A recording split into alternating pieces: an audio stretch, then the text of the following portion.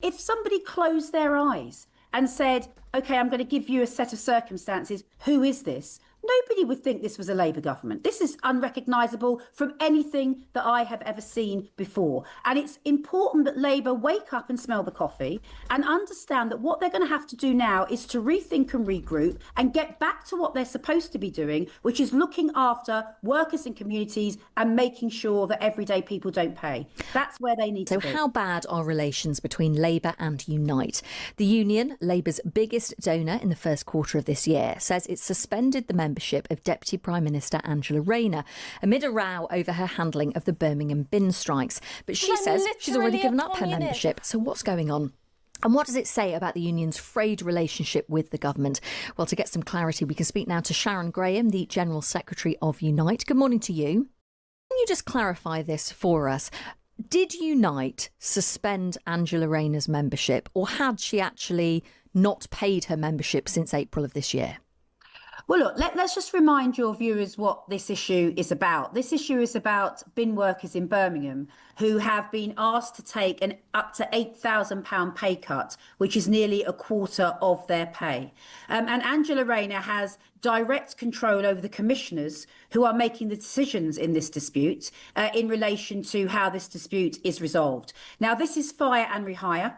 In any other name. These workers had a contract for over 20 years for some of them, getting a rate of pay, and now they're being told they will lose up to £8,000. That means for some of them they will lose their homes. There's no doubt about that. Their mortgages are reliant on this money. And so Angela Raina has acted in a despicable way. She's been a member of Unite for 10 years. Every time I see her, she tells me she's a member of Unite. She certainly was a member of Unite when she had her hand out for money at the election. And our last record shows she is still a member of Unite. It may well be that she's in the last couple of weeks that she's decided to remove her Unite membership because of the mood music that was happening about her behaviour. But she has been a member of Unite. If I was her, I would be thinking more about the fact that how did we have a situation last week where 800 reps from every sector across Britain and Ireland, 41 sectors, from buses to aerospace, other areas of manufacturing, local authority, NHS,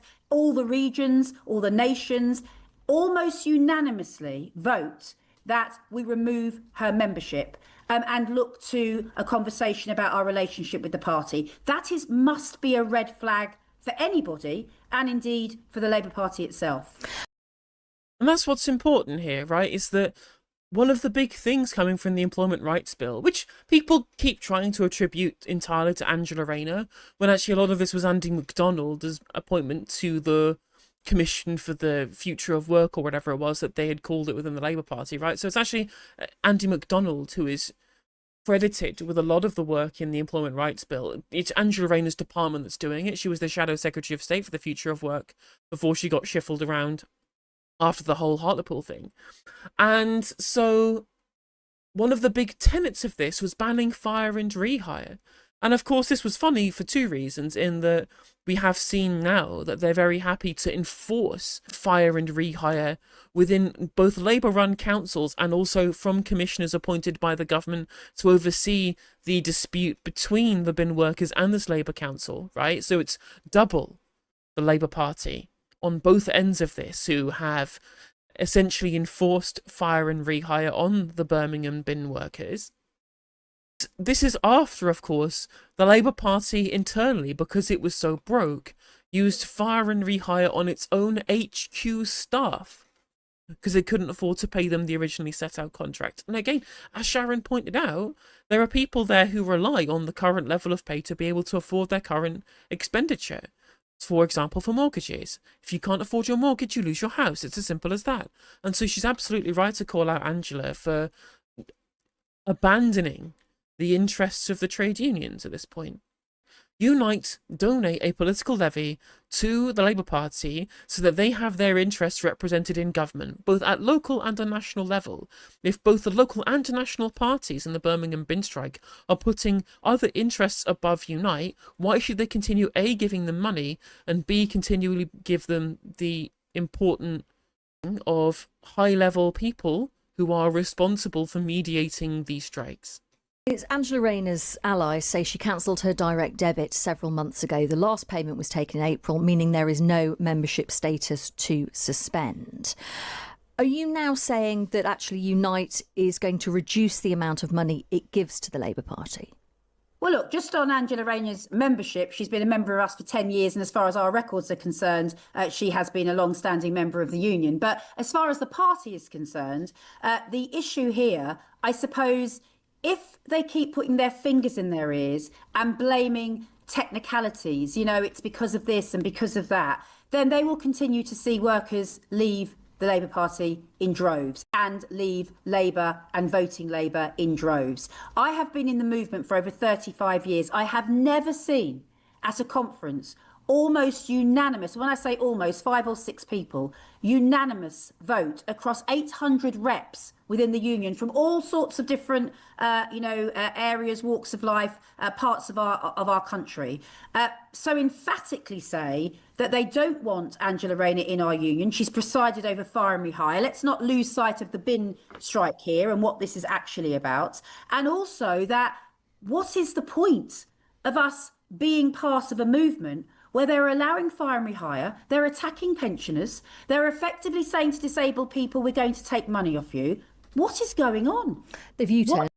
And that's really important. I wasn't aware of just how unanimous this was, right? When you have like 99% of reps. And again, they're from all across the country, all different political backgrounds. Not every single Unite rep is going to be some crazy Trotskyist. As much as the centrists like to say this, Phil, the Unite was like the hard left crank union, which is very, very funny to me, given that they overwhelmingly elected what was essentially the centre-left candidate at the leadership election, right? Sharon Graham was the compromise candidate between Gerard Coyne, the Labour right figure, and Steve Taylor and Howard Beckett. Howard Beckett endorsed Steve Taylor, who were definitely far off the kind of left wing of Unite, right? Sharon was the centre-left candidate between the two of them, So they've already elected somebody who's focused on pay and conditions and the role of the union, whilst of course taking things in a slightly more militant direction than I think a lot of the centrists would like. The point she makes is salient here, that this isn't just about Angela Raina's relationship with the trade union. It's broadly about the remit of the Labour government to once put the interest of working people first, which they keep telling us that we're doing. And she's like, well, you're taking money away from previous working people, like the pensioners, and people who cannot work or who have difficulty working or who need help to stay in work, such as the disabled, right? These kind of things are anathema to what should be Labour politics, and that's why Unite sign up to Labour. It's because they believe in Labourism. They believe in the Labour movement being represented in government. If they're not being represented, if their interests aren't being represented, like why would they keep giving money to the Labour Party? It's like when people look at the billionaires who give money to political parties, and we all understand here on the left, they're asking for a quid pro quo, right? And that's also the case with the trade unions as well. They are looking to see their interests represented, right? Where I differ is, of course, I think that trade unions' interests are worth representing, unlike billionaires, But we continually think of these political donations as just being out of the goodness of people's hearts rather than some kind of material relationship. And I'm like, yeah, of course they're going to look at their relationship if they don't feel like they're being represented fairly by the quote-unquote Labour government, which isn't acting like a Labour government at all. And to try and say that this is somehow militancy from Unite and from Sharon Graham, like imagine if Steve Taylor was the GenSec, And on top of this, she is an elected representative there to represent the membership themselves. So when we talk about Unite's breakdown in relationship, this isn't the union baron, Sharon the Baron, who has unilaterally taken a decision to be angry at Angela Raina. This is her relaying the interests of the membership, who overwhelmingly voted in favour of both these motions in terms of suspending Raina and relitigating their relationship with Labour. So she is merely a conduit feeding the information from the root and branch membership of the trade union itself. on that, of course, haven't they? They've U-turned on the winter fuel payment and on the welfare reforms.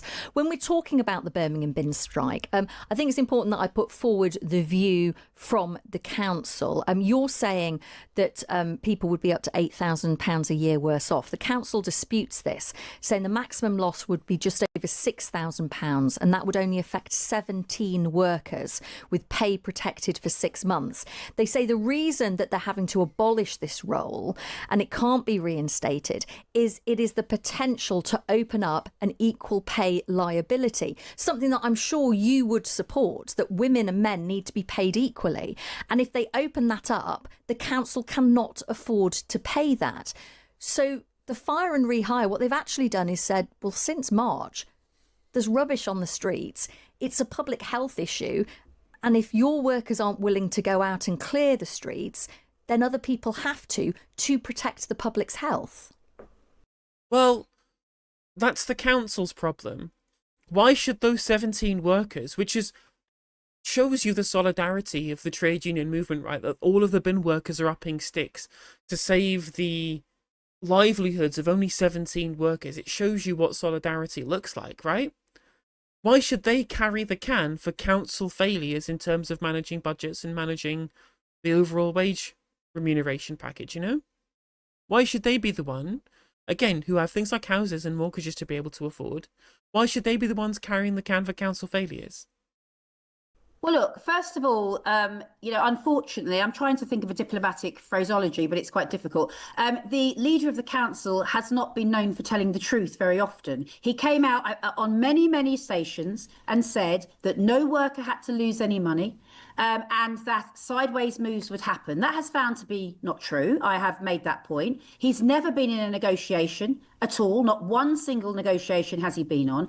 And it is totally inaccurate to suggest that the most people are going to lose is £6,000. And even if it was, that figure was right, that figure is huge. The drivers are on around £40,000. They are going to be reduced to £32,000. Now, you don't have to be a rocket scientist to know that the difference between those two figures is £8,000. The issue here on equal pay, and I've been around equal pay for a long time, equal pay is not supposed to be that you bring men down to the wages of women. Equal pay is supposed to be that you push women up to the wages of men. That's the premise of what equal pay legislation is about. But look, let's call it what it is. But also, how are we meant to pay for that? It's exactly the same argument you got from Wes Scabbing yesterday, right? With Wes going, oh, well, you should be accepting lower pay because the nurses get paid less than you. As if it's all a race to the bottom, isn't it? But no, as you rightly pointed out, it's about raising the pay up rather than trying to reduce conditions, you know? Sharon Graham, how are people in Birmingham meant to pay for that? Because it's a council that's already struggling, isn't it? So you're just saying that taxpayers should have to have another rise to pay for that? Because that would be the reality. No, in fact, it wouldn't be the reality. Because first of all, why are you telling me that Birmingham bin workers should pay for that? Is that what's happening? So these bin workers are paying for that, while the politicians are getting 5% more in their expenses. The reality here is the loan and the debt that Birmingham bin workers, that the council have, is owned by the government. The Treasury owns the debt. And the Treasury have put on 0.8% more than the gilt rate on the debt. They could restructure the debt. They could wipe the debt. They could do a whole range of different things. What's happening here is that these workers, these everyday workers, are being asked to pay for mistakes by an incompetent council.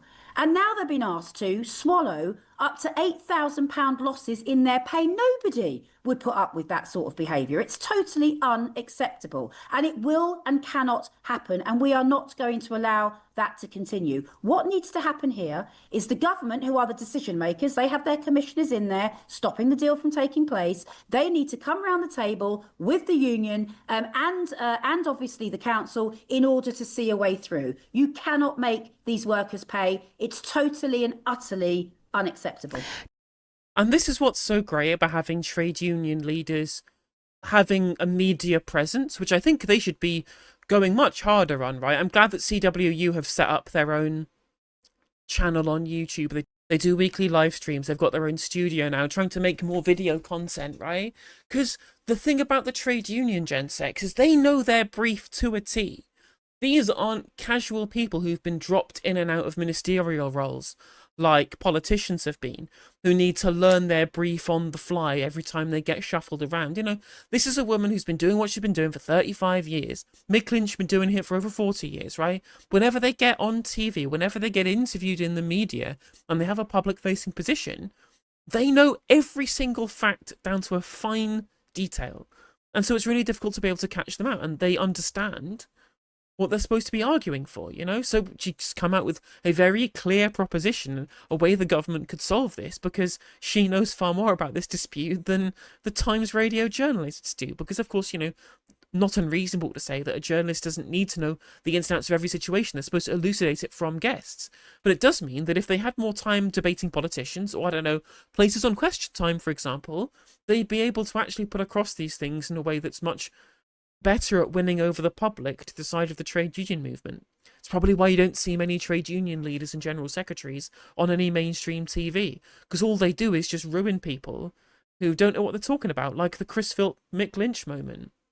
The you're a liar, just openly lying, because they don't have any journalistic relationships they need to cultivate. They don't need to be friendly with the lobby. All they care about is getting their message out and representing their members. So they'll happily be blunt. They'll happily tell it like it is. They'll be far more erudite in explaining the merits of a situation than somebody who doesn't have decades and decades of experience doing the same thing day in, day out as other people do.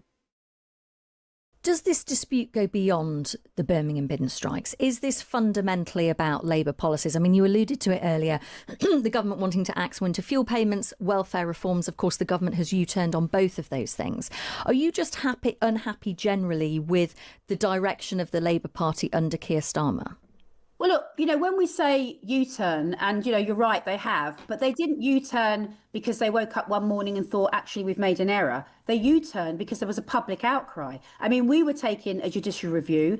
We had a campaign that was running across a number of communities in terms of pushing back this ridiculous policy in relation to pensioners. And I don't know how Labour have got themselves into a position where they are pitting everyday people against each other, NHS workers against pensioners. Why are they doing this? Why are they not making different choices? We're the sixth richest economy in the world. We are a £2.5 trillion economy. We don't have to make the poorest in our society pay. And we certainly shouldn't, as a leader of a union, this is my bag, we certainly shouldn't be saying to around 380 workers in Birmingham that you're going to pay for the incompetencies and how we've got to a position of eye-watering debt. So there is a huge range of things going on. It is not really important about me. I'm one individual. It's about the millions of workers that I believe are turning away from Labour because they are not putting workers first. They're not putting communities first. They're abandoning working class communities. And that is a real issue for them, because it doesn't matter what I say, the workers will make their voice heard. And that's what's a really important point, right? Is that there's two fundamental problems here. The first of all is that the people at the top of the Labour Party care far more about triangulating where the votes are than they do about building a movement, having a position, being principled in a certain way and winning people to that position. No. They care about triangulating specific voter bases in specific areas to maximise their voting efficiency, right? You've seen at the last election, whereas the majority of people who voted for Labour in 2019 and 2017, and to be fair, in 2015 as well, it was mostly people who were on the lower end of the income scale, who were mostly younger, who were working age and not retired, right? Of course, the retired still didn't vote much for Labour at the last election, but they did in increased numbers. But the amount of middle-class people, or people above the median wage, who voted for the Labour Party massively increased in the last election, and those who were on low wages actually decreased at the last election. They shifted from having lots of voters, especially in urban constituencies who don't earn much and who rent, to a kind of more patchwork position of appealing to middle-class, home-owning, like upper-middle income people who care about quote-unquote sensible governance. They triangulated around this voter base, and these people are at odds with the trade union movement because they have different sets of material interests, right? So they left behind the same communities that always traditionally voted Labour because they were trying to court specific voters, and that can only go so far. that can only go so far. In fact, I feel like a lot of people at the top of the Labour Party, who are currently in the position to steer the ship, quote unquote, genuinely believe that the unions are a millstone around Labour's neck.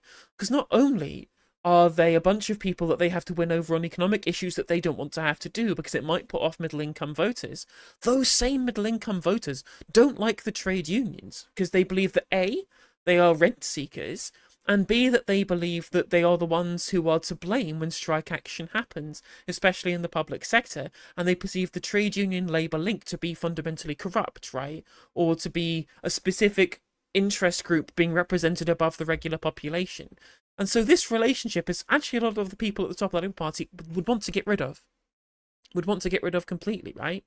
Which is why we need proportional representation.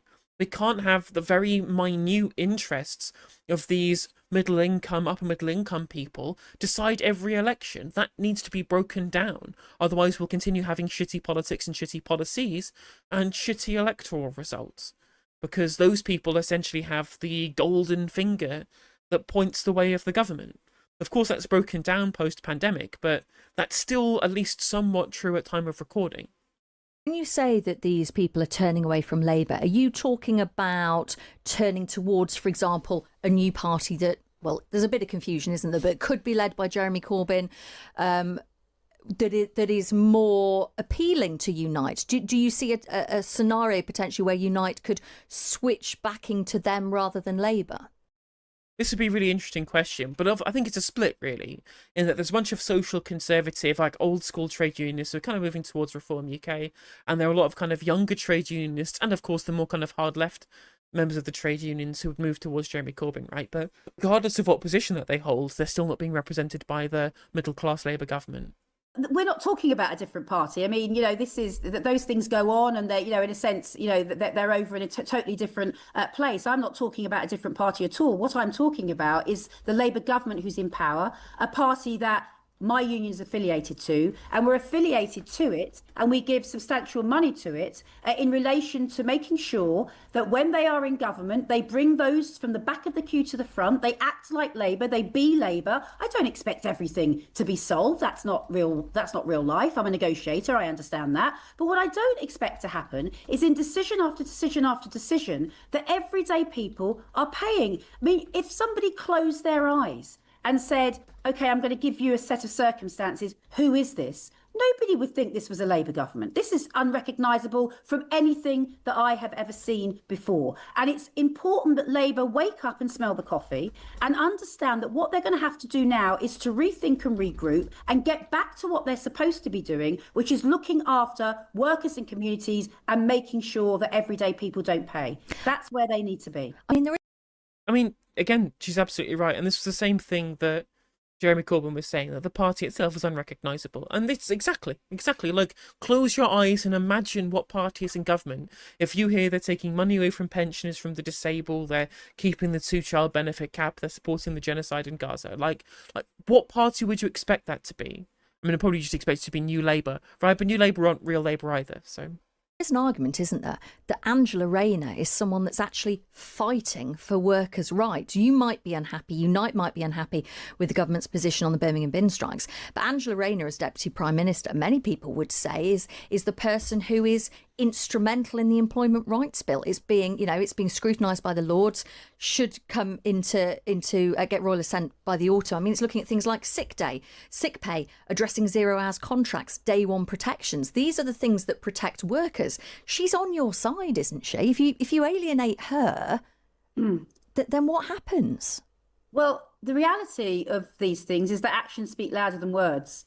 Actions speak louder than words. And the reality here is that, the Employment Relations Act has been watered down beyond any recognition. I mean, we could go on all day about the areas that were supposed to be in that aren't. Fire and rehire, which is what I'm talking about. I led the British Airways dispute when fire and rehire happened to 36,000 people. We got a resolution in that dispute. I was on speed dial to the Tory minister throughout that entire dispute. Angela Raina is missing in action. She's literally nowhere to be seen because she is trying to avoid this. Now, what she should be doing is rolling her sleeves up. It's her commissioners that are in there that are stopping the deal being done. If it was me, I would get the parties together, I would say what is the issue, and I would find a resolution to it. I can give her 3 or 4 resolutions to this that would be workable and are absolutely fine. And so for me, this isn't about what the promises are. This is about what do you do as a Labour government when workers are in struggle? Do you come to their aid, or do you put your fingers in your ears? And unfortunately,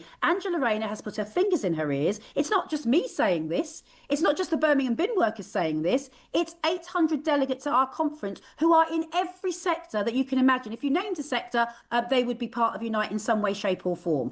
There is a real issue there about why was that decision having to be taken. And I would be reflective this morning if I was the Labour government. I wouldn't be coming out making silly statements around membership when it is evidently clear that Angela Raina has been part of our union for over 10 years. And quite frankly, when there's a request for money, she's the first on the list saying I'm a member of Unite. So you're going to stop?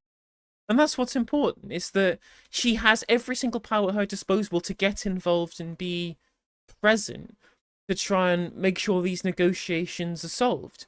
Because she understands that it's damaging to both her and the government's reputation, and of course damaging for their re-election chances in Birmingham as well, which seem very, very far in the distance now anyway. It doesn't seem like that's likely at all. A bunch of independents potentially going to pick up a lot of seats in Birmingham, as well as Reform, and I'd like to see some Green gains there as well, right? They can see that the damage has basically already been done, but she is putting the interests of not pissing off Rachel Reeves and the people who have the hands on the purse strings, like Darren Jones, like the bean counters at the top of the party, by refusing to actually come to some kind of agreement that could resolve this.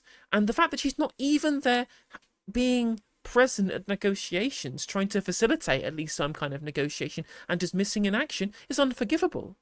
It's completely unforgivable. And again, this is represented in terms of the broader viewpoint of Unite delegates, and not just Sharon Graham herself. Stop giving her money now?